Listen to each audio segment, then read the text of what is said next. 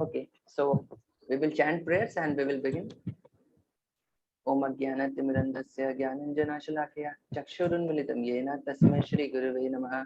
Shri Chaitanya Manobhishtam Sthapitam Yena Bhutale Swayam Rupa Kadamayam Dadati Swapadantikam Vandeham Shri Guru Shri Yuta Padkamalam Shri Gurun Vaishnavamscha Shri Rupam Satrijatam Sajana Raghunathanvitam Tam Sajivam Sadvaitam Savadutam Parijana Sahitam Shri Krishna Chaitanya Devam Shri Radha Krishna Padan Sahagana Lalita Shri Shakan Vitamscha Namo Vishnupadaya Krishna Prishtaya Bhutale Shrimate Bhakti Vedanta Swami Niti Namine Namaste Saraswate Deve Gauravani Pacharine Nirvishesha Shunyavadi Paschatya Deshatarine Namo Mahavadanyaya Krishna Prem Pradayate Naya Krishna Chaitanya Namine Gauratvishe Nama He Krishna Karuna Sindhu Dina Bandhu Jagatpate Gopeshah Gopika Kanta Shri Radha Kanta Namostate Tapta Kanchana Gaurangi Shri Radhe Vrindavaneshwari Vishubhanu Sudhite Shri Padmami Hari Priya Neelachal Nivasaya Nityaya Paramatmane Balbhadra Subhadrabhyam Jagannathaya Te Namaha Manchakalpatarubhyascha Kripa Sindhubhya Evacha Patitanam Pavanebhyo Vaishnavebhyo Namo Namah Jai Shri Krishna Chaitanya Prabhu Nityananda Shri Advaita Gadadhara Shrivasati Gaura Bhaktivinoda Hare Krishna Krishna Krishna Hare Hare Hare Ram Ram Ram Hare Hare Mukam karoti vachalam pangum langayate girim yatkripātamham vande Shri Gurudīnatarinam Shri Paramananda Madhavam Shri Chaitanya Ishwaram. हरे कृष्ण. तो last time Sunny प्रभु हाथ उठाए हुए हैं.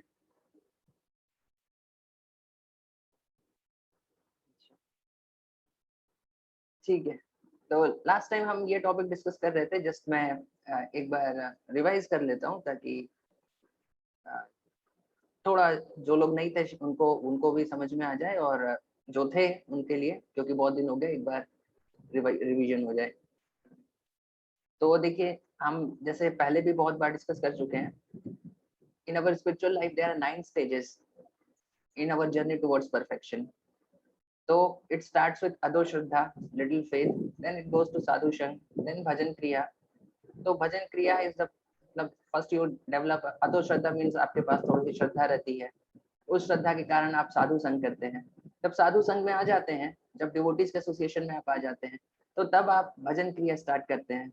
तो bhajan kriya means the 9 processes of devotional service, जिसमें से कि reading, hearing, chanting सबसे इम्पोर्टेंट है.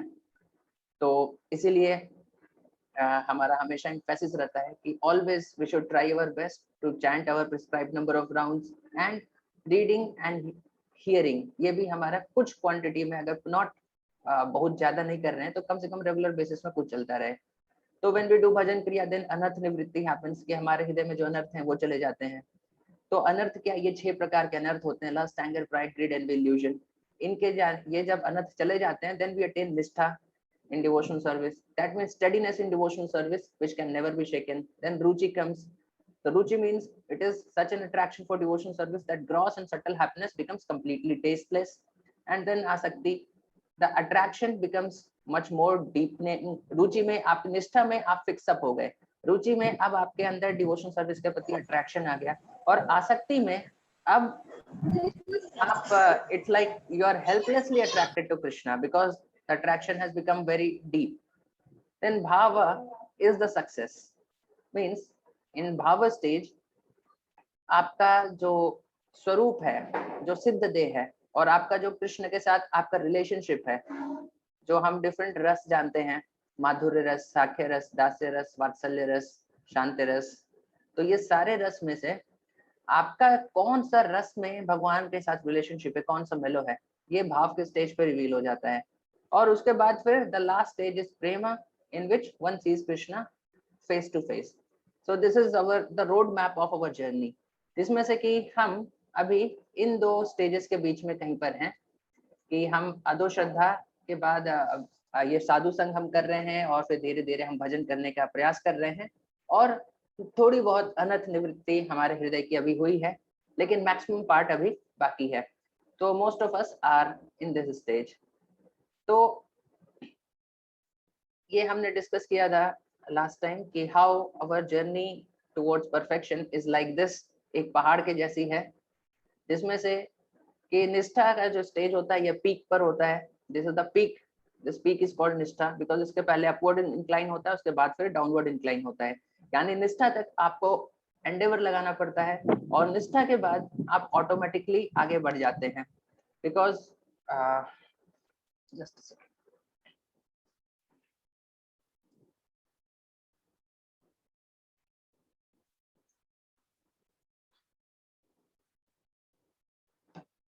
या सो टिल निष्ठा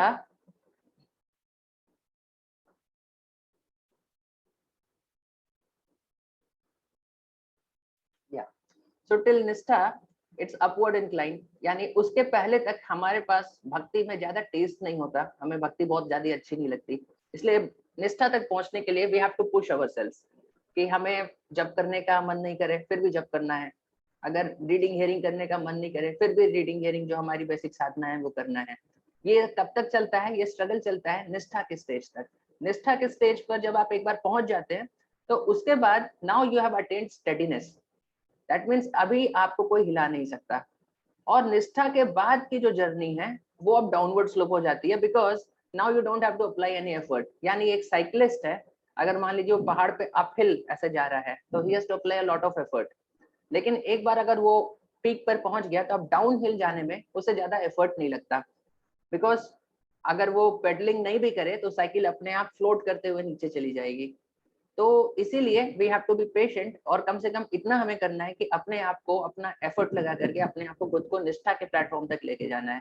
एक बार हम निष्ठा के प्लेटफॉर्म पे पहुंच गए तो after that the journey is very easy, फिर हम अपने आप आगे चले जाएंगे। फिर आपको वापस आने में के लिए अगर आप भक्ति छोड़ना चाहेंगे तो उसके लिए आपको बहुत एफर्ट लगाना पड़ेगा।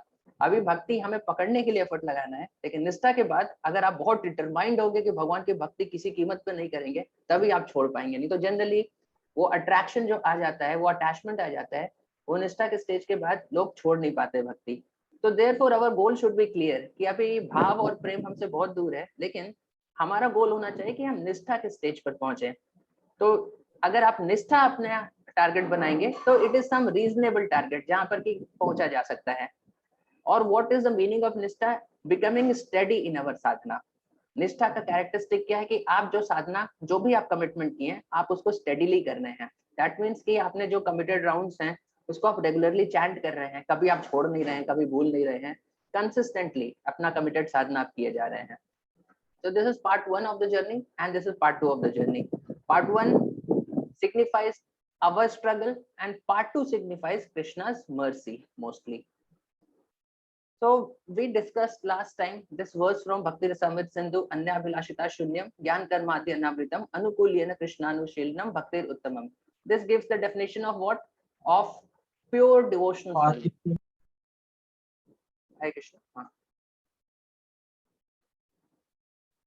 So this gives the definition of pure devotional service. तो इस वर्स का ट्रांसलेशन देखिए ऐसे, one should render, somebody is raising hands. हाथी पापा कुछ बोल, हरे कृष्ण प्रभु। हाँ बोल रहे कि ज्यादा से ज्यादा अगर हिंदी शब्द का प्रयोग करेंगे ना, तो जैसे हम अपनी माँ को भी सुना रहे हैं आपका यह लेक्चर, तो उनको भी अधिक ज्यादा समझ में आएगा। अच्छा ठीक है, ओके, मैं हाँ मतलब कि हाँ मैं कोशिश करता हूँ, ठीक है।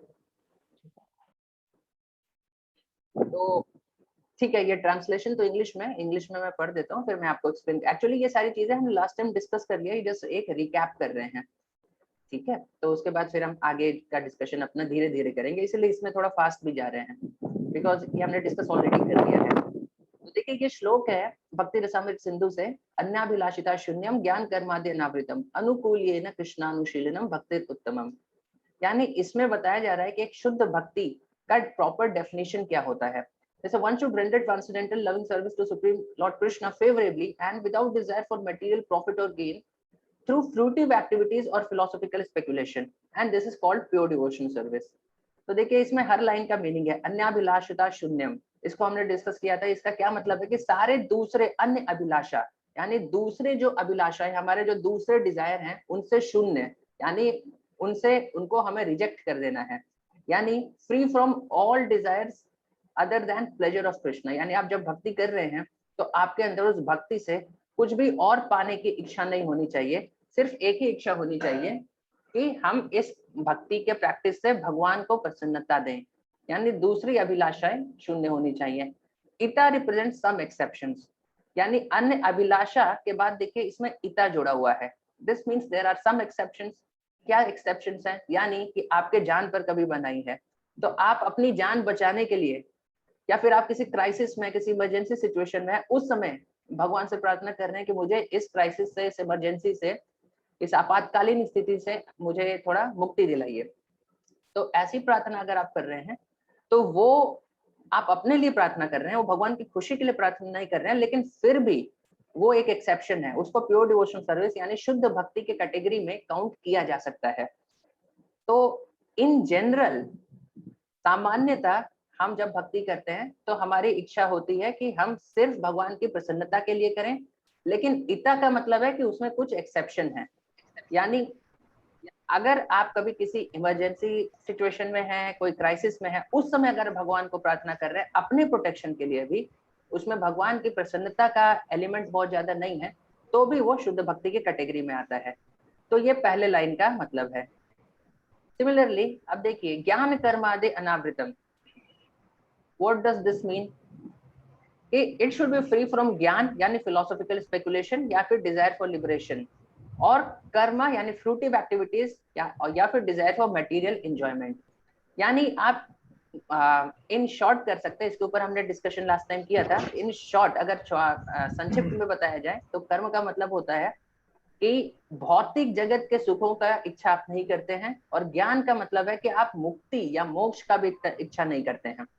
कि जनरली जो कर्मी होते हैं वो भौतिक सुखों की इच्छा करके बहुत सारे कर्म कांड करते हैं, या फिर भक्ति भी हो सकता है कि वो इसीलिए कर रहे हो कि उससे उनका एक्सपेक्टेशन हो कि कुछ भौतिक सुख मिलेंगे, इसलिए वो करते हैं। तो वैसी इच्छा अगर आपके अंदर आ गई तो ये कर्म मिश्र भक्ति होती है, ये शुद्ध भक्ति नहीं कहलाई। यानी भौतिक खुशी की इच्छा किए बिना सिर्फ भगवान की प्रसन्नता के लिए अगर भक्ति की जाए तो वो कर्म से मुक्त भक्ति होती है। और ज्ञान का मतलब है कि आपका मोक्ष, मुक्ति, इसका भी इच्छा नहीं है, आपका इच्छा है सिर्फ और सिर्फ भगवान की प्रसन्नता का।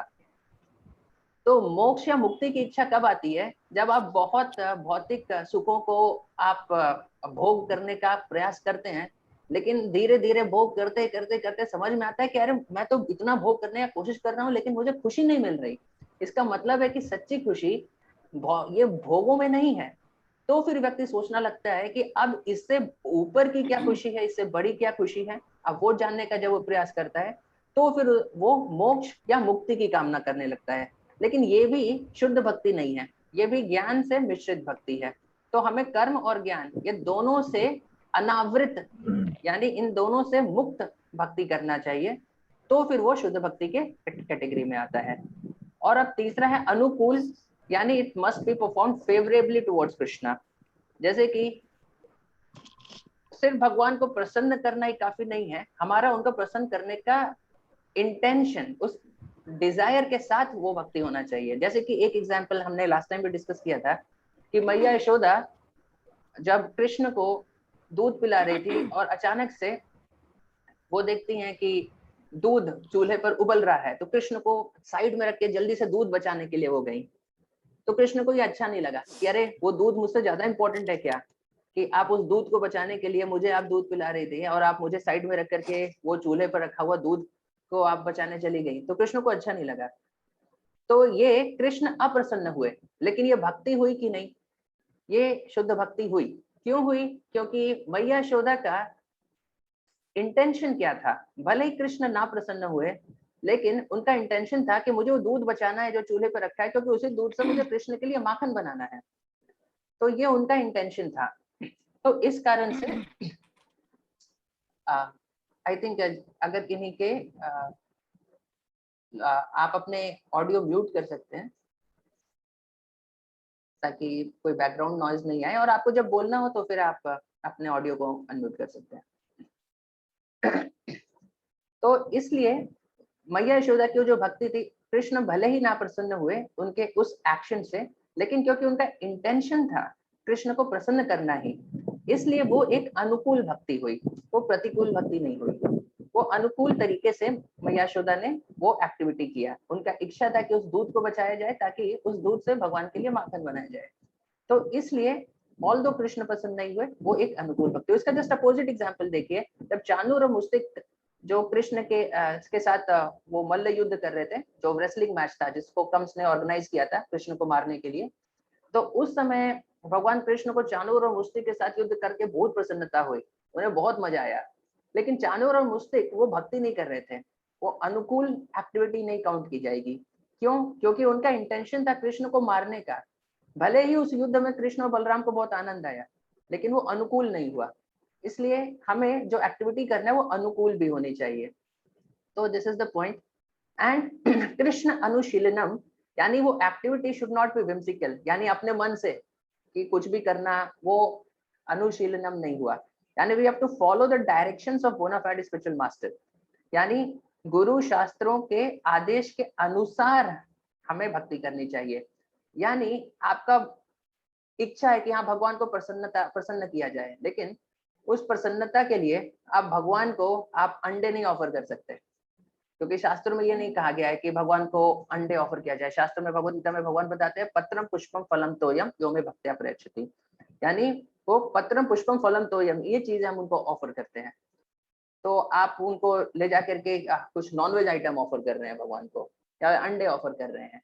आपका इंटेंशन है कि मैं भगवान को प्रसन्न करूंगा क्या, अंडे ऑफर करके, तो अनुकूल वो अनुशीलनम नहीं हुआ, क्योंकि आपने डायरेक्शन नहीं लिया अपने गुरु से और शास्त्रों से।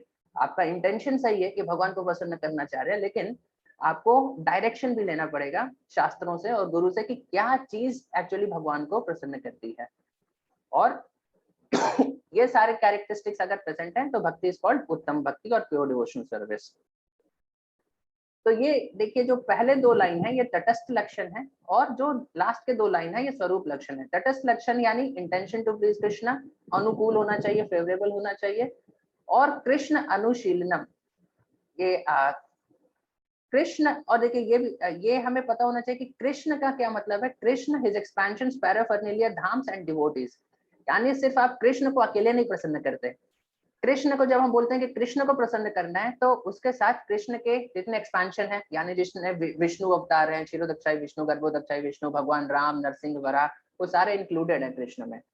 और फिर हिज एक्सपेंशन की अगर बात करते हैं तो, और उनके पैराफर्नेलिया की हम बात करते हैं, तो भगवान के जितने तदियां हैं, यानी भगवान के जितने पर्सनल ऑब्जेक्ट्स हैं, जैसे कि उनका फ्लूट या फिर उनके क्लोथ्स, तो ये सारी चीजें भी भगवान जितनी ही वर्शिपेबल होती हैं, यानी उनका पैराफर्नेलिया, उनके धाम जैसे वृंदावन धाम, मथुरा धाम, ये भी वर्शिपेबल होता है, और भगवान के भक्त यानी डिवोटीज।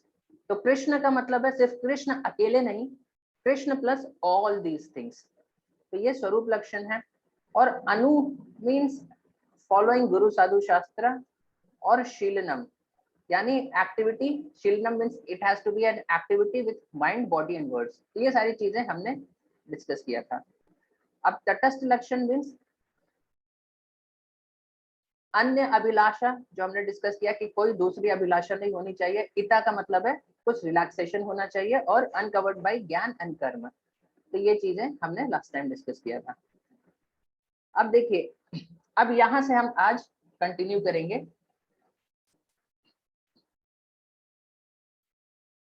तो देखिए, different symptoms of pure devotion service. जब हम भक्ति करते हैं तो हम आगे बढ़ रहे हैं भक्ति में, ये हम कैसे जज कर सकते हैं, कैसे समझ सकते हैं, क्या अलग अलग सिम्टम्स हैं जिनसे हम समझ सकते हैं। तो देखिए, निष्ठा के स्टेज पर अगर आप पहुंच रहे हैं तो दो सिम्टम होते हैं, क्लेशाग्नि यानी रिलीफ फ्रॉम ऑल डिस्ट्रेस, और शुभदा यानी ऑल ऑस्पिशियसनेस। अब इनका क्या मतलब है वो हम डिस्कस करेंगे, लेकिन निष्ठा के स्टेज पर अगर आप पहुंच रहे हैं तो ये आपको दो सिम्टम दिखेंगे। यानी ये दो सिम्टम आपको सिर्फ एग्जैक्ट निष्ठा के स्टेज पे फुली मैनिफेस्ट होंगे। आप उनके पहले भी हैं, अगर निष्ठा के पहले भी आप हैं, अभी तक निष्ठा पे पहुंचे नहीं है, तो ये जो दो सिम्टम्स हैं वो थोड़े थोड़े मैनिफेस्ट होते हैं। और ये दो सिम्टम जितने ज्यादा मैनिफेस्ट होते हैं, उससे आप समझ पाएंगे कि आप निष्ठा के कितना पास पहुंच रहे हैं। क्लेशाग्नि और शुभदा, तो ये क्या चीजें हैं, इनको हम डिस्कस करेंगे। उसी तरह भाव के दो सिम्टम्स हैं, मोक्ष लघुताकृत यानी डिराइव्ड हैप्पीनेस ऑफ लिबरेशन, और सुदुर्लभा डिफिकल्ट टू अचीव, ये दो सिम्टम्स हैं भाव के। और उसी तरह प्रेम के दो सिम्टम्स हैं, संदरन विशेषात्मा इनकैलकुलेबली कंडेंस्ड ब्लिस, और श्री कृष्ण आकर्षणी यानी दिस अट्रैक्ट्स कृष्णा। तो ये 6 सिम्टम दिए गए हैं जो अलग अलग स्टेज पे मैनिफेस्ट होते हैं। यानी निष्ठा के स्टेज पे ये दो सिम्टम्स मैनिफेस्ट होते हैं, भाव के स्टेज पे नीचे जो 3 और 4 हैं वो मैनिफेस्ट होते हैं, और प्रेम के स्टेज पे 5 और 6 ये सिम्टम्स मैनिफेस्ट होते हैं। अब ये सिम्टम्स आपके जीवन में कितने हैं, इससे आप पता लगा सकते हैं कि आप भक्ति के किस स्तर पे अभी पहुंचे हैं। तो सबसे पहला हम क्लेशाग्नि के बारे में डिस्कस करते हैं। ये सबसे ज्यादा इम्पोर्टेंट और रेलिवेंट है हमारे लिए आज के टाइम में, क्योंकि हम अभी सबसे पहले सिम्टम पर ही पहुंच रहे हैं। हम लोग न्योफाइट यानी हम नए भक्त हैं, और नए भक्तों के लिए लास्ट में जो श्री कृष्ण आकर्षणी और संदरन विशेषात्मा जो प्रेम के सिम्टम्स हैं वो तो अभी बहुत दूर है, तो उनके डिटेल हम शॉर्ट में डिस्कस करेंगे। लेकिन क्योंकि निष्ठा के ये जो शुभदा और प्रेषग्नि ये हमारे लिए अभी सबसे ज्यादा रेलेवेंट है, यानी इन दोनों चीजों को, फर्स्ट और सेकंड पॉइंट को हम थोड़े डिटेल में डिस्कस करेंगे। तो देखिए क्लेशाग्नि, ये हमें जानना चाहिए कि देखिए हमारे लाइफ में जो परेशानियां हैं वो आखिर क्यों आती हैं, इसका शास्त्र हमें एकदम एग्जैक्ट प्रॉपर रीजन समझाते हैं। तो ये अगर आप लॉजिक समझ जाएंगे, ये कर्मा का जो साइकिल है वो समझ जाएंगे, तो you will be more careful. आपको एग्जैक्टली पता रहेगा। आप कोई खेल खेलते हैं तो फिर आपको पहले उसका रूल्स पता होना चाहिए, तब तो आप उस खेल को कभी जीतने का प्रयास कर सकते हैं। अगर आप कोई खेल खेल रहे हैं, आपको उसके रूल्स ही नहीं पता है, तो देयर इज नो होप कि आप उस खेल को कभी जीत पाएंगे। तो इसलिए शास्त्र हमें इस मटेरियल वर्ल्ड के रूल्स समझाते हैं कि आपके लाइफ में जो परेशानियां आती हैं उनका एग्जैक्ट कारण क्या है। हम बहुत सारी चीजों को दोष देते हैं कि मेरे जीवन में परेशानी इस कारण से आई, इस कारण से, इस कारण से है, लेकिन देखिए शास्त्र बताते हैं कि आपके जीवन में जो भी परेशानी आ रही है उनका मेन रीजन क्या है। तो वो हम यहाँ पे डिस्कस करेंगे। तो देखिए एवरीथिंग बिगिंस विद अविद्या। सारी परेशानी की जड़ कहाँ से होती है? अविद्या से स्टार्ट होती है, इग्नोरेंस से। इग्नोरेंस ये क्या चीज का है? इग्नोरेंस है कि हम अपने आप को शरीर मानते हैं, अब ये नहीं समझते हैं कि हम आत्मा हैं। ये सबसे पहले हमारी जड़ है सारी प्रॉब्लम्स की। कैसे, वो हम देखेंगे, लेकिन ये सबसे बड़ी जड़ है। तो इस इग्नोरेंस के बाद देयर इज, इसके कारण बीजम यानी एक सिंफुल डिजायर आता है। उस बीजम से पाप, हम एक एक्टिविटी करते हैं, उस सिंफुल डिजायर के कारण हम एक पाप करते हैं, this is called sinful action. उससे अप्रारब्ध यानी अनमैनिफेस्ट रिएक्शंस पहले जनरेट होते हैं, यानी जो रिएक्शन जनरेट हुए पाप के कारण वो तुरंत मैनिफेस्ट नहीं होते हैं, कुछ समय के बाद मैनिफेस्ट होते हैं। तो वो जब अनमैनिफेस्टेड स्टेट में है तो उनको हम अप्रारब्ध बोलते हैं। जब वो मैनिफेस्ट हो जाते हैं तो उनको हम प्रारब्ध बोलते हैं। ओके, और ये जब मैनिफेस्ट हो जाते हैं तो उसके कारण हमें सफरिंग आती है। मैं एक एक पॉइंट को अभी थोड़ा डिटेल में एक्सप्लेन करेंगे। अभी जस्ट पहले ये साइकिल समझ लीजिए कैसे ये काम करता है। फिर ये अप्रारब्ध से एक चीज और होता है, कूटम डेवलप होता है, that is called sinful disposition. यानी आप जब कोई पाप करते हैं तो वो पाप को दोबारा करने की प्रवृत्ति आपके अंदर आ जाती है। तो पाप करने से दो चीजें होती हैं, पहले तो उस पाप का जो रिजल्ट है वो आपको मिलेगा। यानी अगर आपने चोरी की तो फिर उसके दो रिजल्ट आएंगे। पहले तो उस चोरी के कारण आपको पुलिस पनिशमेंट देगी, ये होता है प्रारब्ध, यानी तुरंत आपको जो उस समय पाप करने के कारण जो आपको रिएक्शन मिला। और एक दूसरा उसका रिजल्ट आता है कूटम, यानी सिंफुल डिस्पोजिशन इंक्रीज हो जाता है। यानी आपने चोरी किया तो दोबारा चोरी करने की आपकी जो इच्छा है वो बढ़ जाएगी। तो दो रिजल्ट, चोरी करने से आपको पुलिस का जो मार मिला वो तो मिला, लेकिन एक दूसरा रिजल्ट भी आपको मिला कि दोबारा चोरी करने की आपकी जो इच्छा थी वो इच्छा भी बढ़ गई। तो ये सेकंड रिजल्ट आता है, और इस कूटम के कारण फिर से बीजम, ये साइकिल कंप्लीट हो जाती है। फिर से आपको सिंफुल डिजायर आते हैं, फिर आप पाप करते हैं, और फिर से ये साइकिल ऐसे कंटिन्यू करती है। यानी ये एक सेल्फ प्रोपेलिंग साइकिल है। यानी एक बार आप इसमें घुस गए तो साइकिल का मैग्नीट्यूड अपने आप इंक्रीज होता जाता है। तो एक एग्जाम्पल से हम इसको समझने का कोशिश करेंगे, ये सारे स्टेजेस का एक्चुअली मतलब क्या है। तो अविद्या के बारे में हमने जैसे डिस्कस किया था कि अविद्या का मतलब होता है कि ignorance of one's true identity, जिसमें कि 2 लेवल्स हैं। पहले तो समझना that we are not body but spirit soul, तो पहला लेवल का अविद्या उड़ जाता है। और दूसरा लेवल का अविद्या तब उड़ता है जब हम ये समझते हैं कि हम भगवान कृष्ण के दास हैं, we are servant of Krishna. तो ये 2 अविद्या है। तो देख लीजिए शास्त्रों के हिसाब से बस ये 2 चीज अगर आप समझ गए तो सारे आपके प्रॉब्लम का सॉल्यूशन हो जाएगा। तो हम थ्योरेटिकली तो इन बातों को कह सकते हैं, लेकिन एक्चुअली इस बात को रियलाइज अगर आपने कर लिया तो आपकी सारी जीवन की समस्याओं का समाधान हो गया। बस इतनी सी बात समझने से, ये 2 चीज समझने से। नंबर 1 कि we are not this body spirit soul, हम शरीर नहीं आत्मा है। अगर एक बात आपको एक्चुअली में समझ में आ गई, और दूसरी बात हम कृष्ण के दास हैं, ये दूसरी बात अगर आपको समझ में आ गई तो फिर सारी परेशानियों का सॉल्यूशन हो जाएगा। तो हम एक एग्जाम्पल से इसको समझेंगे कि एक्चुअली ये होता कैसे है। देखिए जैसे हमने डिस्कस किया, अविद्या का मतलब है अपने आप को शरीर से आइडेंटिफाई करना, that I am this body. तो यहाँ से ये शुरुआत हुई। अब इसके कारण I must steal money from XYZ house to give pleasure to this body, this is a sinful desire. जो सेकंड स्टेज बीजम, जिसके बारे में हमने डिस्कस किया कि जब आप अपने आप को शरीर समझते हैं तो अब आपके पास ये इच्छा आया कि ठीक है मैं शरीर हूँ, तो अब इस शरीर को खुशी देने के लिए मुझे अब कुछ करना चाहिए। तो आप कहीं से चोरी करने का या ऐसा कोई आपके अंदर डिजायर आया ताकि आप अपने शरीर को कोई भौतिक खुशी दे पाए। तो अब इसके कारण आपने क्या किया, स्टीलिंग, दिस इज द पापम, द सिंफुल एक्शन। ये आपने चोरी की जा करके एक्चुअली। अब चोरी के बाद फिर अप्रारब्ध यानी टाइम गैप, चोरी करने के तुरंत बाद मान लीजिए वो नहीं पकड़ा गया, तो उसके बीच में जो टाइम गैप है, till the time is caught by police, यानी रिएक्शन अभी मैनिफेस्ट नहीं किए, अभी गैप में है। उसने पाप कर दिया लेकिन रिएक्शन जनरेट हो गए हैं, लेकिन वो अभी मैनिफेस्ट नहीं हुए हैं, वो अभी आए नहीं है उसके ऊपर। तो when he is caught by police, तो अप्रारब्ध अब कन्वर्ट हो गया है किसमें, प्रारब्ध में। देखिए ये जो जितने स्टेजेस में बता रहा हूँ, ये लेफ्ट साइड में जो साइकिल है उसके करस्पॉन्डिंगली एग्जाम्पल में राइट साइड में वो स्टेजेस है कि एक एक स्टेज में क्या हो रहा है। ये हर स्टेज को जस्ट एक्सप्लेन करने के लिए एक ये छोटा सा एग्जाम्पल यहाँ पे हम डिस्कस कर रहे हैं। तो प्रारब्ध मीन्स ही इज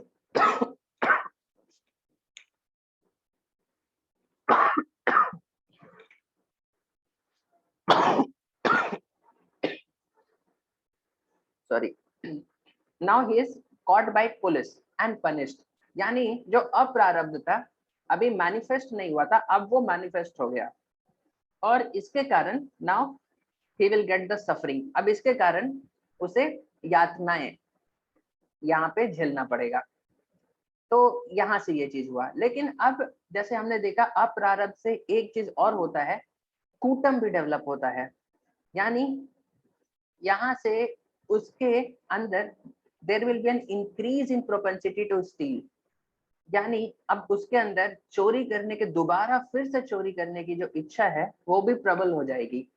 यानी वो जेल से अब बाहर निकलेगा, पुलिस का मार खा के बाहर निकलेगा, लेकिन फिर भी उसके अंदर जो प्रोपेंसिटी है, जो उसकी इच्छा है, उसे पता है कि अगर चोरी में पकड़ा गया तो फिर से पुलिस की मार झेलनी पड़ेगी, लेकिन फिर भी उसके अंदर जो ये प्रोपेंसिटी है दोबारा से फिर से चोरी करने की, वो और इंक्रीज हो गई है। इसीलिए कभी कभी आप देखेंगे सम पीपल, कुछ लोग ऐसे होते हैं जो हेल्पलेसली पाप कार्य करते हैं, वो करना नहीं चाहते हैं, लेकिन अंदर से ऐसा पुशिंग है, ऐसा अट्रैक्शन है कि बार बार कर देते हैं। वो अपने आप को रोकना चाहे रोक नहीं पाते, क्योंकि एक बल है जो उनको ढकेल रहा है। तो क्या है कि प्रोपेंसिटी इंक्रीज होगी, उनको पता है कि अगर ये गलत कार्य करेंगे तो इसका गलत नतीजा मिलने वाला है। बहुत बार चोरों को पता है, कह रहे इतना चोरी कर रहे हैं, कभी ना कभी तो पकड़ाएंगे, और जब पकड़ाएंगे तो बहुत बुरा हाल होगा। और उन्होंने पास्ट में पहले भी भूतकाल में बहुत बार पुलिस की मार झेली हुई है। तो ये सब समझते हैं, लेकिन फिर भी अपने आप को रोक नहीं पाते, क्योंकि वो जो कूटम है वो बहुत इंक्रीज हो चुका है।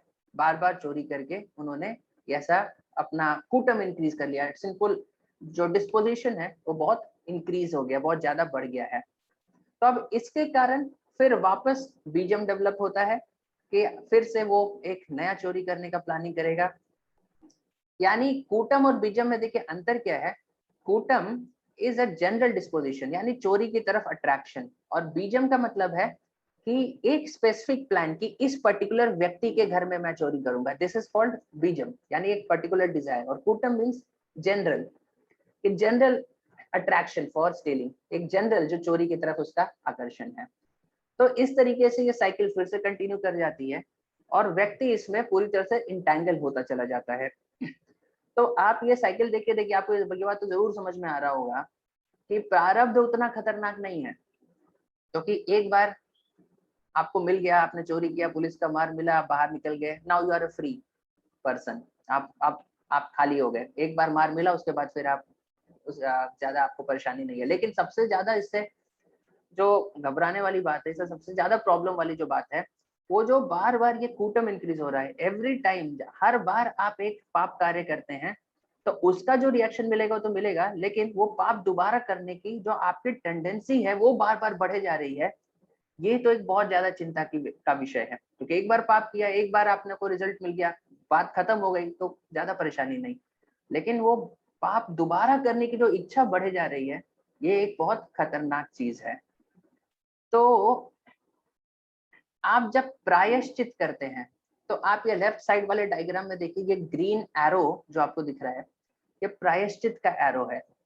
यानी आप जब प्रायश्चित करते हैं तो प्रायश्चित क्या करता है, आपके अप्रारब्ध को प्रारब्ध में मैनिफेस्ट होने से रोकता है, बस इतना ही करता है। लेकिन इसका जो दूसरा रिएक्शन है उसके लिए कुछ नहीं कर पाता, कूटम को वो नहीं रोकता।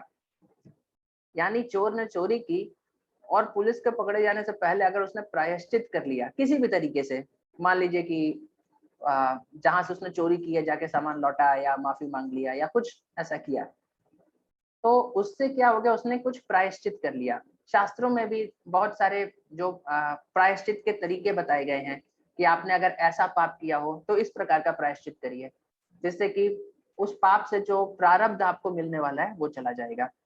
लेकिन आप ये समझ पा रहे होंगे कि इस प्रायश्चित से आपकी परेशानी पूरी तरह से सॉल्व नहीं हुई।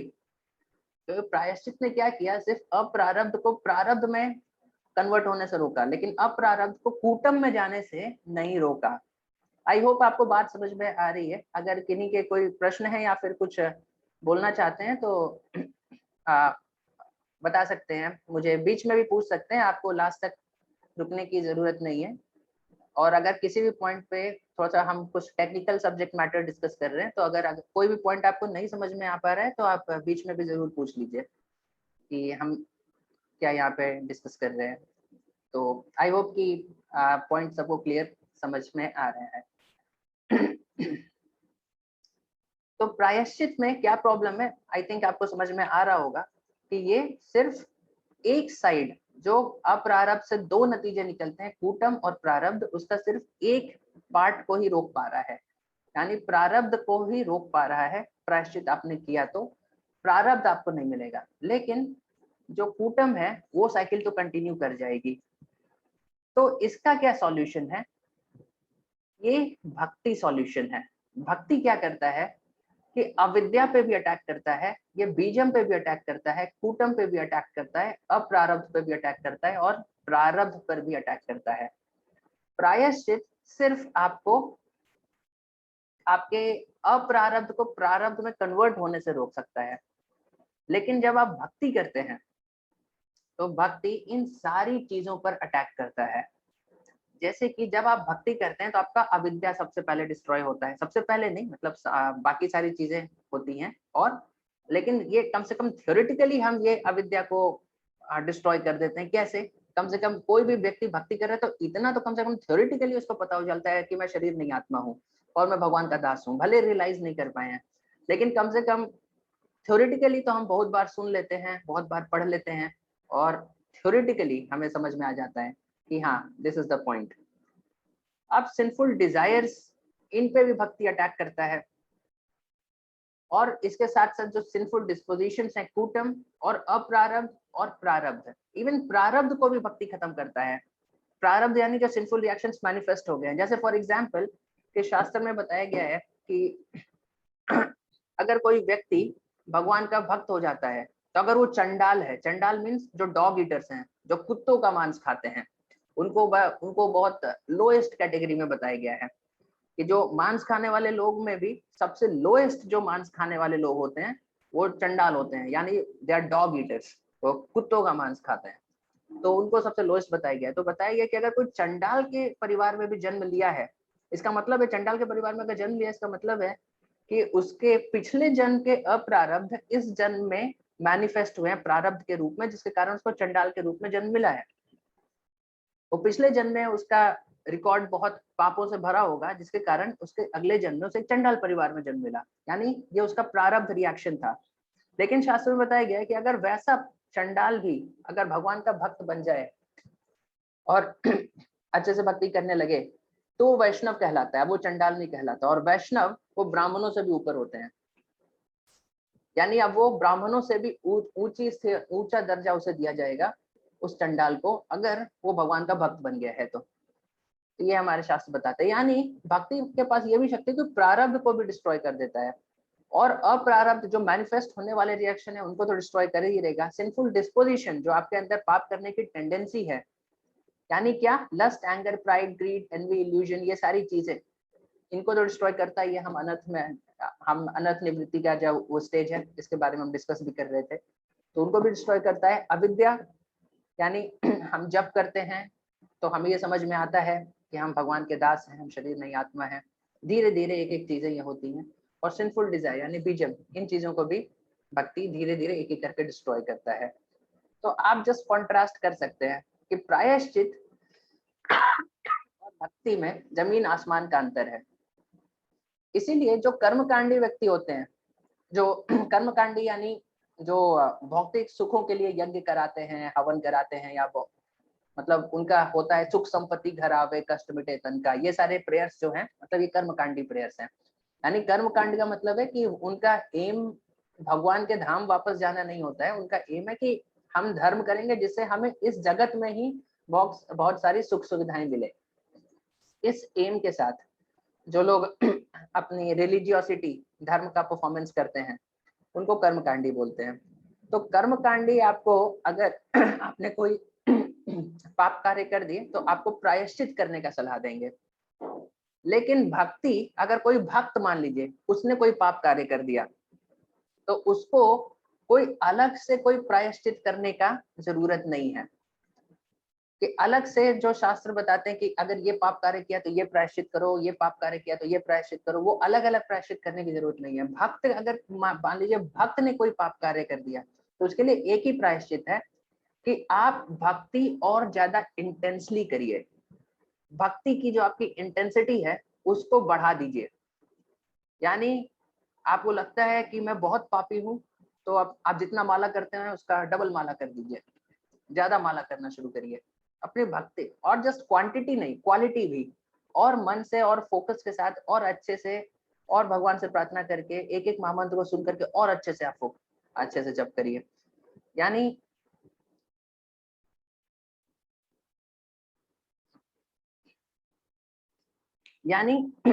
ये आपको समझना चाहिए कि डिवोटीज आर नॉट होपलेस, क्योंकि कुछ कुछ प्रायश्चित होते हैं वो इतने सीवियर प्रायश्चित है कि उनका डिस्क्रिप्शन पढ़ के भी आपको लगेगा कि अरे मैंने तो पाप भी कर दिया, और ये प्रायश्चित इतना हाई लेवल प्रायश्चित है कि मैं कर पाऊंगा कि नहीं कर पाऊंगा।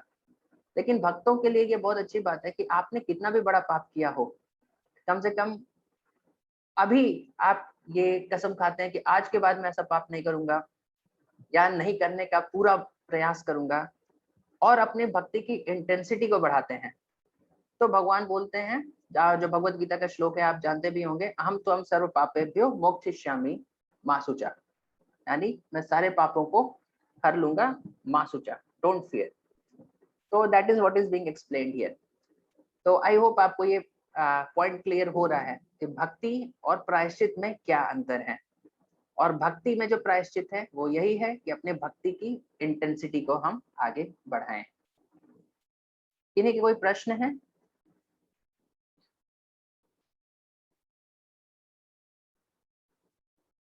ओके, तो हम फिर आगे बढ़ते हैं।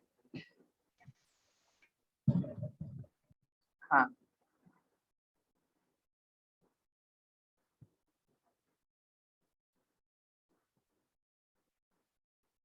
देखिए तो भक्ति attacks these things in the following order. सबसे पहले अप्रारब्ध, फिर कूटम, फिर बीजम और फिर प्रारब्ध।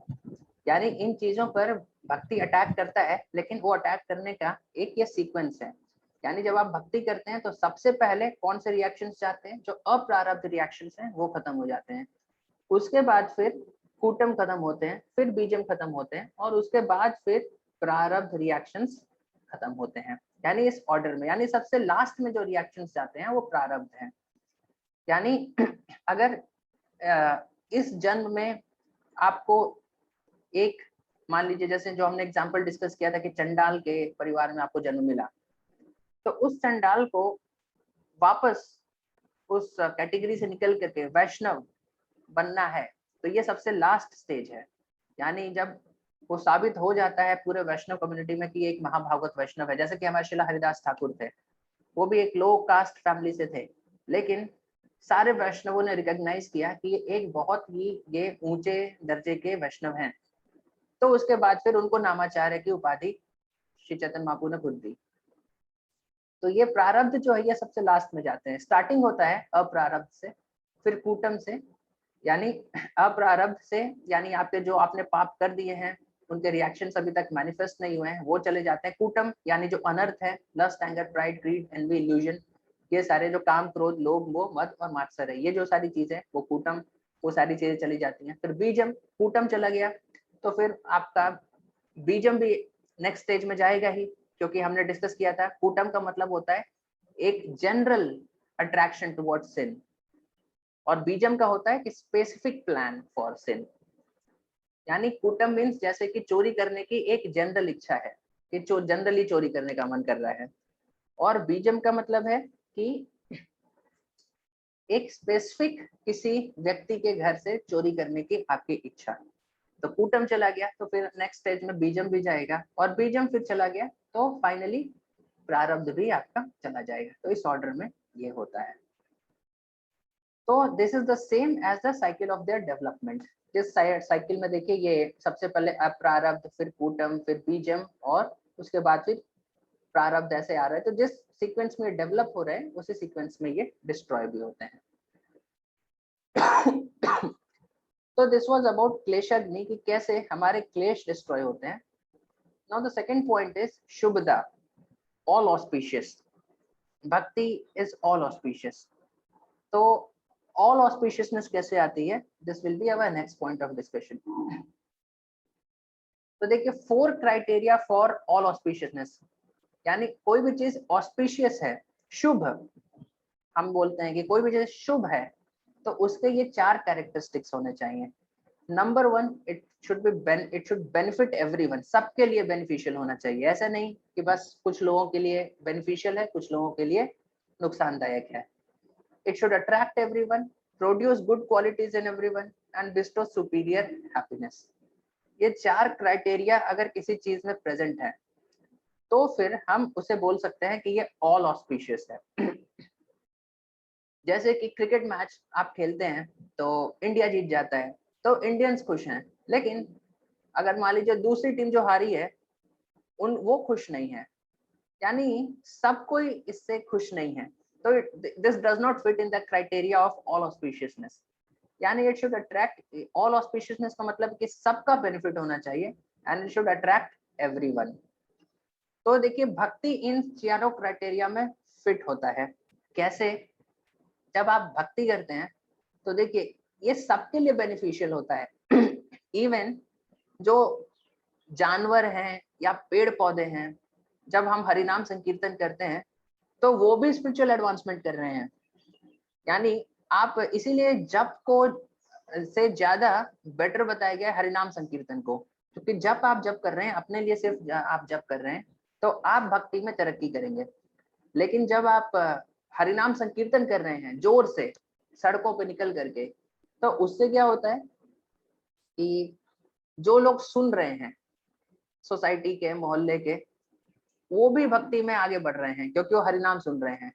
जो जानवर है वो जो सुन रहे हैं, इवन जो वहां पे बैक्टीरिया वायरस हैं, छोटे छोटे कीड़े हैं, वो भी जो हरिनाम सुन रहे हैं, ये सारे लोग भक्ति में तरक्की कर रहे हैं।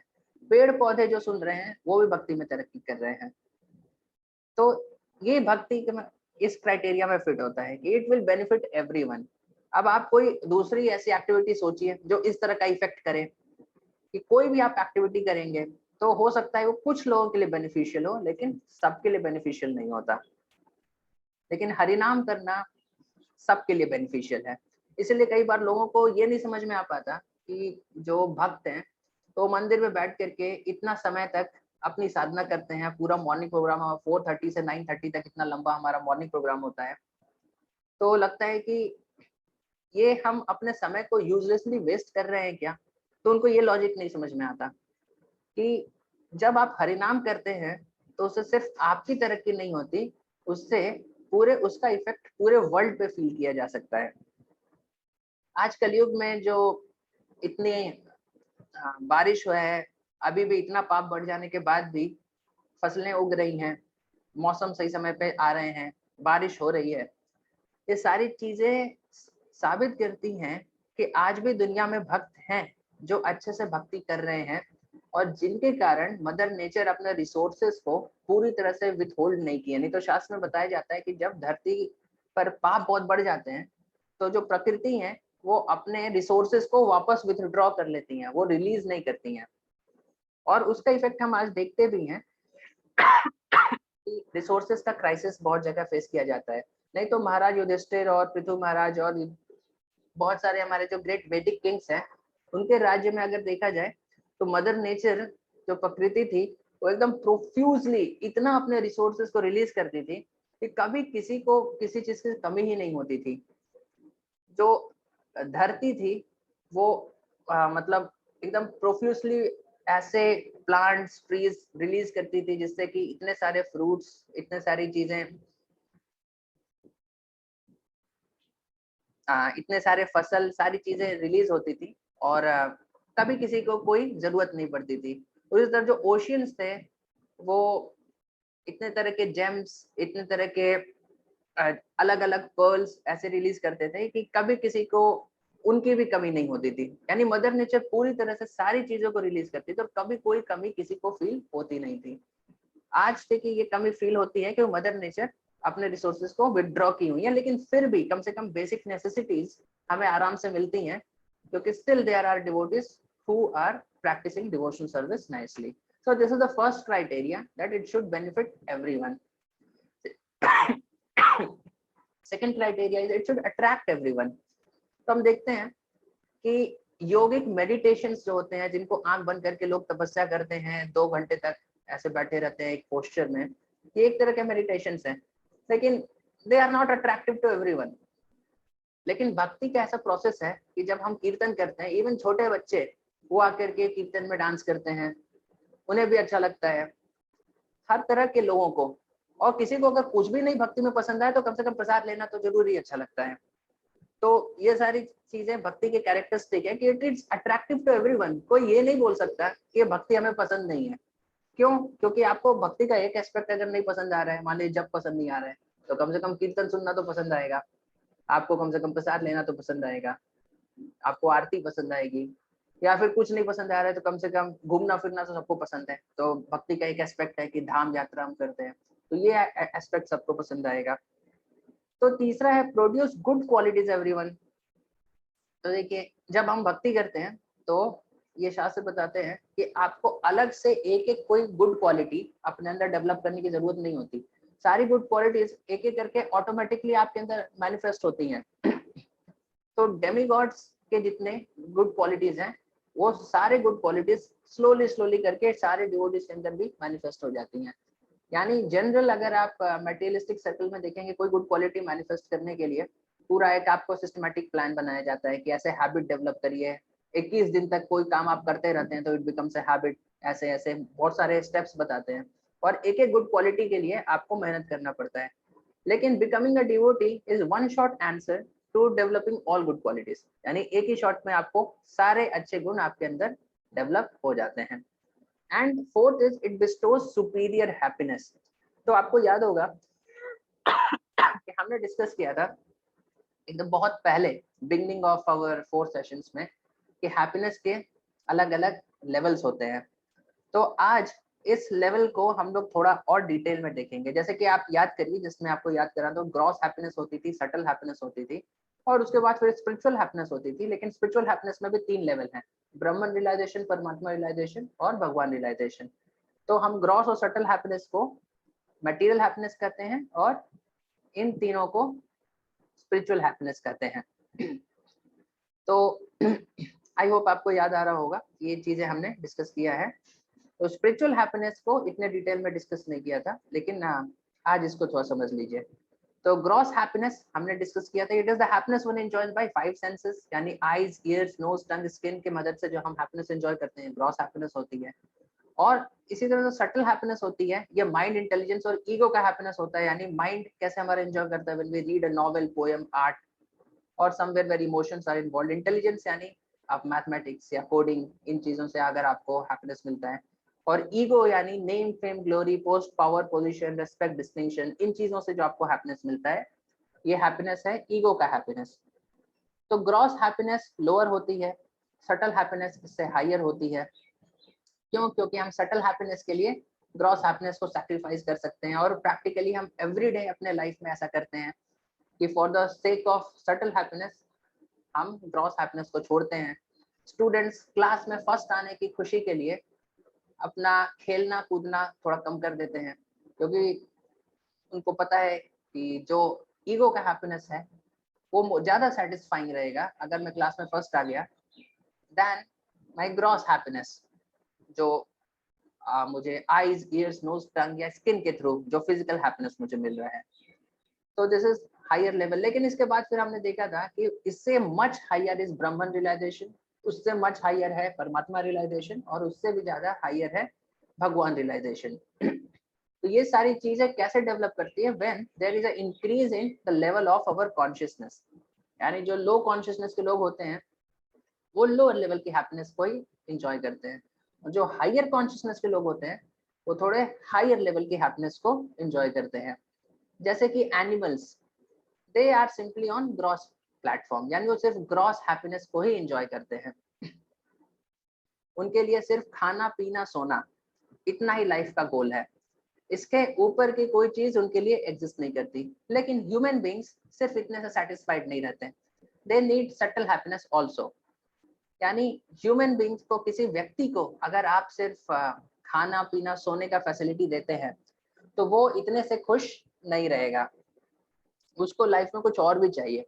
आप किसी व्यक्ति से, कोरोना में अभी देखिए लोग अपने अपने घरों में बंद हैं, तो ठीक है आप खा सकते हैं, सो सकते हैं, लेकिन बाहर निकलने का जो अंदर आप रूम में बंद हैं और बाहर निकल के जो कुछ करने का, कुछ घूमने का जो डिजायर है, जो मेंटल हैप्पीनेस का डिजायर है, वो सारी चीजें सेटिस्फाई नहीं हो रही, तो लोग परेशान हैं।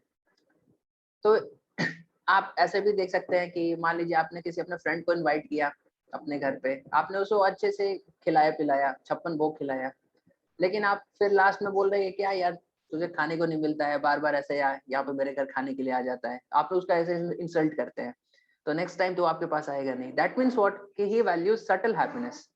द हैप्पीनेस ऑफ ईगो के हैप्पीनेस को ज्यादा वैल्यू देता है in comparison to the gross happiness. तो ये सटल हैप्पीनेस हायर होती है, और जिसका कॉन्शियसनेस सोफिस्टिकेटेड है वो इसे एक्सपीरियंस करता है। यानी एनिमल्स, अगर आप एक कुत्ते को आप इंसल्ट करते हैं, उसको आप गाली देते हैं, लेकिन फिर आप एक उसके तरफ चपाती फेंकेंगे और फिर आके आपका चपाती जरूर वो खाएगा, बिकॉज उसकी कॉन्शियसनेस इतनी डेवलप्ड नहीं है। He can just experience gross happiness only, वो सटल हैप्पीनेस को एक्सपीरियंस नहीं कर पाता।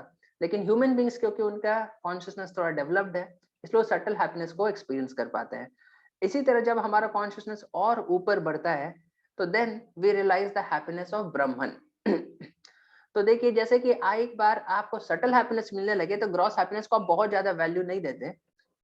उसी प्रकार जब आपके कॉन्शियसनेस और ऊपर जाती है और आपको ब्रह्मन का खुशी जो है वो मिलने लगता है, तो ग्रॉस और सटल दोनों हैप्पीनेस आपके लिए यूजलेस हो जाती है। फिर आप दोनों चीजों को ज्यादा वैल्यू नहीं देते हैं।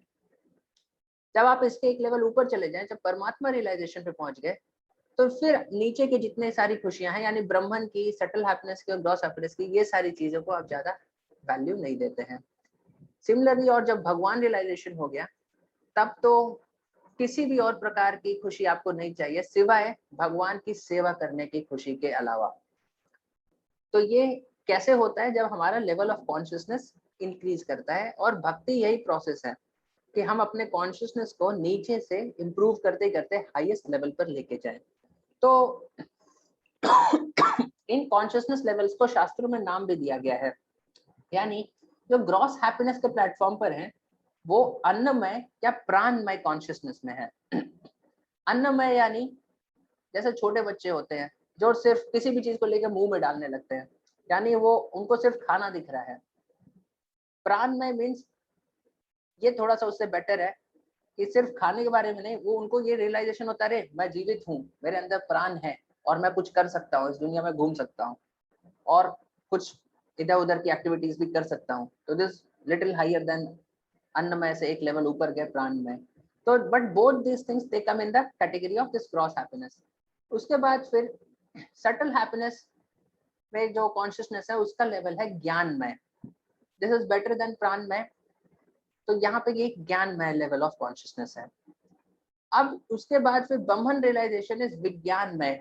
विज्ञान का मैं कॉन्शियसनेस का क्या मतलब है कि आपको ये पता चल गया, ब्रह्मन रियलाइजेशन का एक्चुअल मतलब क्या होता है कि आप एक्चुअली ये रियलाइज कर लिए कि मैं शरीर नहीं आत्मा हूँ। हो सकता है कि भगवान के एग्जिस्टेंस को भी आप रियलाइज नहीं कर पाए हैं कि मैं भगवान का दास हूँ, लेकिन कम से कम सेल्फ रियलाइजेशन हो गया है। गॉड रियलाइजेशन भले ना हुआ हो, लेकिन सेल्फ रियलाइजेशन हो गया। सेल्फ रियलाइजेशन यानी आपने ये रियलाइज कर लिया कि मैं शरीर नहीं आत्मा हूँ। तो ये विज्ञान में लेवल ऑफ कॉन्शियसनेस होता है। और जो परमात्मा रियलाइजेशन है या भगवान रियलाइजेशन है, दिस इज आनंदमय लेवल ऑफ कॉन्शियसनेस। यानी इसमें जो आनंद मिलता है वो आपको कहीं भी और नहीं मिलेगा। ये हाईएस्ट आनंद है जो कि एक जीव को मिल सकता है।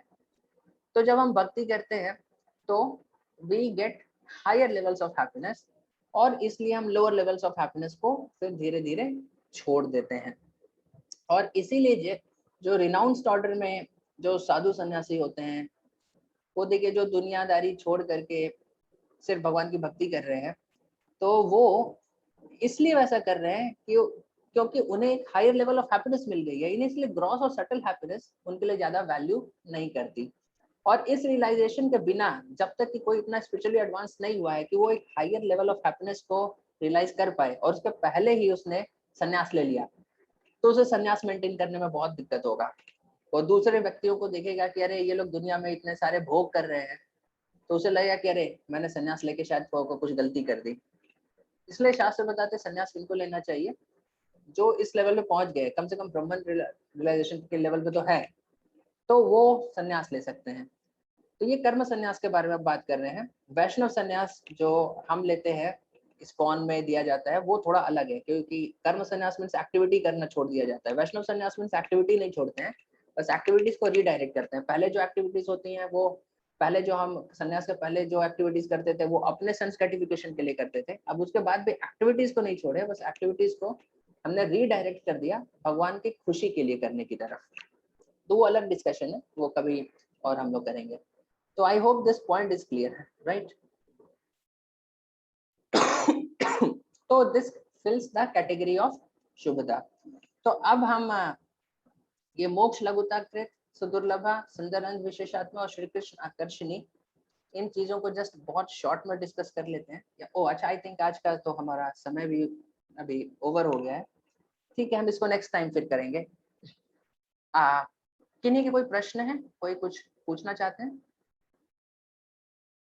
आज के पूरे डिस्कशन में कोई भी पॉइंट जो आपको क्लियर ना हो पाया हो? हरे कृष्ण हो। हरे कृष्ण। हाँ, यस प्रभु। प्रभु, हम लोगों को तो भौतिक इच्छा तो रह ही जाती है, जैसे मनी, ये सब कैसे छोड़ना है, बट कैसे इसको मतलब ट्रांसफर करना है? देखिए, ये हम जो डिस्कस कर रहे थे ना, भौतिक इच्छाएं कब चली जाती है, ये देखिए अधो श्रद्धा, ये जो आप स्क्रीन पे देख भी सकते हैं, ये जो डिफरेंट स्टेजेस है, अधो श्रद्धा, साधु संग, भजन क्रिया, अनर्थ निवृत्ति। तो अनर्थ निवृत्ति, भौतिक इच्छाएं कहाँ पर है, अनर्थ निवृत्ति के लेवल पर है, यानी lust, anger, pride, greed, envy, illusion, काम, क्रोध, लोभ, मोह, मद, मात्सर्य, ये सारी चीजें जब तक हमारे अंदर है तब तक हमारे अंदर भौतिक इच्छाएं हैं।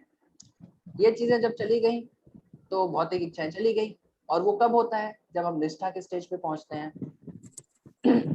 तो भौतिक इच्छाएं तो अभी रहेंगी, कम से कम थ्योरेटिकली हमें पता होना चाहिए कि भौतिक जो सुख है वो सबसे हाईएस्ट लेवल के सुख नहीं है, उनसे ऊपर लेवल की खुशियां होती हैं।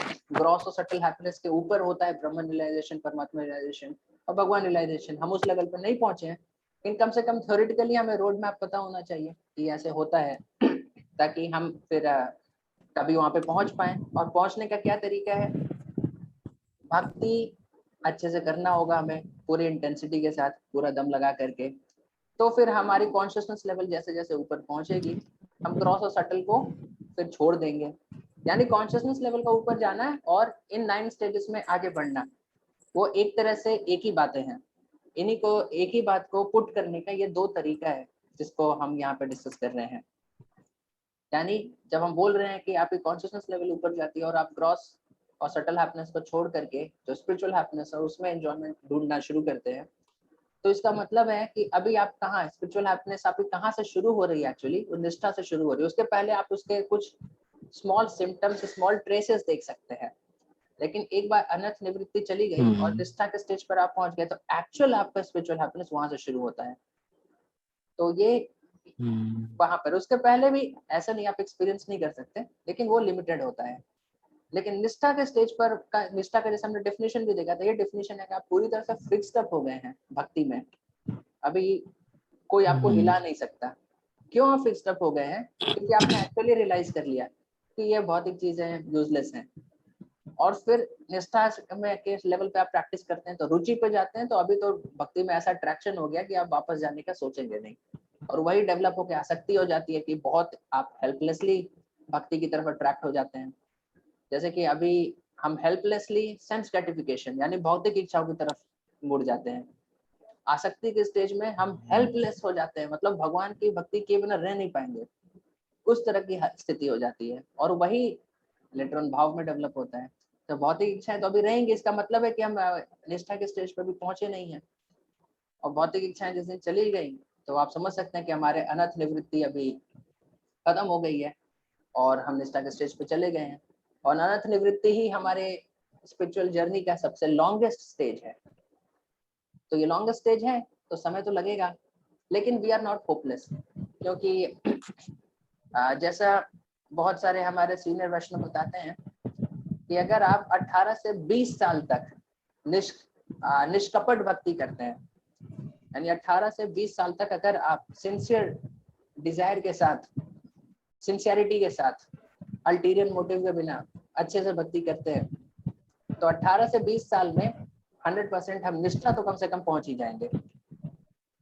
तो अभी हमारा 18 से 20 साल भक्ति करने का तो हुआ नहीं है, तो तब तक इंतजार करिए, तब तक लगे रहिए, 18 से 20 साल में जरूर हम पहुंच जाएंगे। और ये हमारे सीनियर डिवोटीज ने ऐसा किया है, उनका रियलाइजेशन है, तो हम भी 18-20 साल तक अगर अच्छे से भक्ति करेंगे तो जरूर हमें भी पहुंचना चाहिए। ठीक है, तो गृहस्थ जीवन में रहेंगे तो मानी का तो मतलब मानी का तो रहेगा ही ना, गृहस्थ जीवन में मानी का तो मोह नहीं जा पाएगा। मनी नहीं, मोह क्यों नहीं जा पाएगा? Money is not problem, attraction, this attachment to money is the problem ना। मनी इज नॉट, अट्रैक्शन तो इसी तरह रह जाएगा ना। नहीं, जरूरी नहीं है। आप देखिए कितने सारे गृहस्थ भक्त हैं जिनको मैं आपको बता सकता हूँ। हमारे द्वारकाधीश प्रभु विशाखा प्रिय माता जी बॉम्बे के हैं। इवन हमारे कलकत्ता में देखिए दयाराम प्रभु और माता जी उनकी वाइफ, तो सिमिलर बहुत सारे आपको मिलेंगे। हमारे संकर्षण दास अधिकारी प्रभु और उनकी वाइफ, तो ऑल दिस गृहस्थस आप देखिए कितने हाई लेवल गृहस्थस हैं, नॉट ऑर्डिनरी पीपल। विश्वरूप प्रभु उनकी वाइफ, ऑल दिस पीपल। तो गृहस्थों में भी हमारे पास कितने सारे एग्जांपल्स हैं जो कि हाईली एक्सॉल्टेड, मतलब बहुत ही हाई लेवल भक्त हैं वो। तो जरूरी नहीं है कि ये गृहस्थ है, ऐसा गृहस्थ है तो वो सब रह जाएगा, ऐसा तो भगवान ने कहीं बताया नहीं, और हम प्रैक्टिकल एक्सपीरियंस से भी हाँ देख मतलब सकते वही कैसे छोड़ना, कैसे छोड़ेंगे, मतलब कैसे आसक्ति जाएगा, मतलब धीरे धीरे जाएगा क्या भक्ति करने से? हैं। देखिए सॉल्यूशन सबका वही है, कल्टिवेट नॉलेज ऑफ भक्ति, फिलॉसफी को समझिए कि कितना किस तरीके से भौतिक जगत यूजलेस है, यूजलेस इन द सेंस कि स्पिरिचुअल लाइफ के सामने इसका कोई ज्यादा वैल्यू नहीं है। कैसे भौतिक सुख जो होते हैं वो लिमिटेड होते हैं, टेम्पररी होते हैं, फ्यूटाइल होते हैं, इन चीजों को हमें समझना पड़ेगा। और उन चीजों को अगर प्रैक्टिकली रियलाइज नहीं भी कर पा रहे हैं तो कम से कम थ्योरेटिकल अंडरस्टैंडिंग के साथ हमें सिंसियरिटी के साथ भक्ति याद करना है, और results over a period of time manifest जरूर करेंगे। जैसे हमने बताया कि भक्ति में हर चीज का एक ही सॉल्यूशन है। कर्म कांड का मेथड होता है कि अलग अलग प्रॉब्लम का अलग अलग सॉल्यूशन, इसीलिए अलग अलग पाप का, जैसे हमने बोला, अलग अलग प्रायश्चित भी होता है, अलग अलग चीज आपको चाहिए तो ऐसे ऐसे करना होता है। भक्ति में हर चीज का एक ही सॉल्यूशन है, भक्ति की इंटेंसिटी बढ़ानी है। पाप किया तो अब क्या करें, प्रायश्चित करें, क्या करें, कुछ नहीं। पाप किया तो ठीक है, भक्ति की इंटेंसिटी बढ़ाइए। मटेरियल डिजायर है तो क्या करें, ठीक है, भक्ति की इच्छा, भक्ति की इंटेंसिटी बढ़ाइए। आप जैसे बोल रहे हैं कि अब मनी से अटैचमेंट है तो क्या करें, भक्ति की इंटेंसिटी बढ़ाइए। सब चीज का सॉल्यूशन एक ही है, जवाब अलग अलग नहीं है, कि भक्ति की इंटेंसिटी हमें बढ़ानी पड़ेगी। तो this is the one short solution. आप कोई भी प्रश्न पूछें, अल्टीमेटली जवाब यहीं पर आएगा कि भक्ति की जो इंटेंसिटी है, जिस तीव्रता के साथ आप भक्ति कर रहे हैं, उसको बढ़ाना पड़ेगा, उसी से सारी चीजें होंगी। ओके। हाँ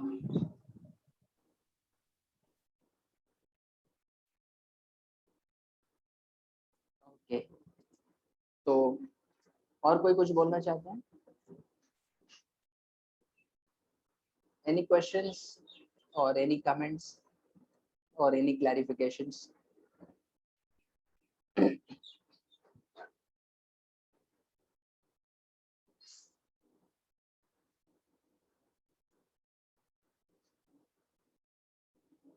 ओके, ठीक है, so we will end for today. We will meet again next week 3 p.m. Okay, so thank you very much for joining. Srila Prabhupada ki jai.